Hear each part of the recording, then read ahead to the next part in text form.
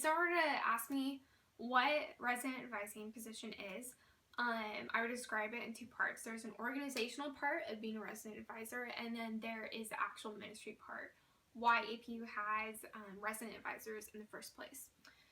In describing the organizational part of fulfilling this position, you have to set aside time to work with other RAs to create events for community building within residents.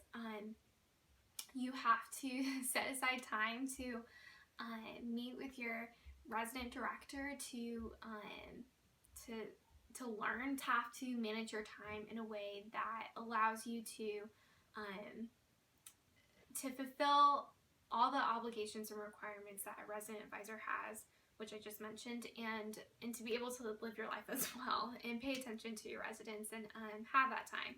And so that's one of the biggest challenges within a resident with a resident advisor, but it is one of the most important parts of being a resident advisor, being able to uphold policies with your residents while be able to love them at the same time. It's not one of the popular parts of being a resident advisor, going to meetings and maybe having to write up people, but it's one of the most important ones to uphold APU's policies within your living area. The other side of being a resident advisor is the ministry part. You have the opportunity to reach out to people, to build community, to have fellowship, and this is one of the core reasons why APU has resident advisors, why they have people to walk alongside residents wherever they're at in their life, and to be there to offer encouragement, empowerment, to be able to listen and through the good days and the bad days. And as a resident advisor, it's not always about reaching out and expecting to receive anything back. It's about loving no matter what. It's about pursuing. Within the ministry part of the job is being able to be with people when they're at their lowest, and being able to love and reach out just like Jesus Christ did within his ministry.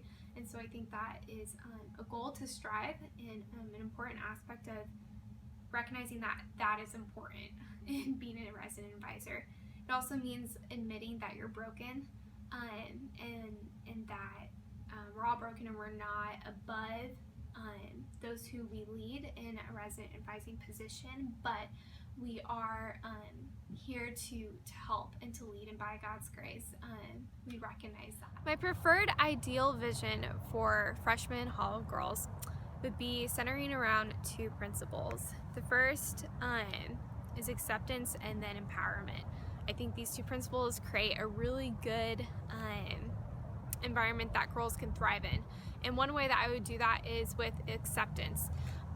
Letting these girls know that they are here at APU for a reason, and that they are wanted here. Wherever their identity lies, APU is a place where they can be accepted and identified as a child of God, no matter where their identity lies.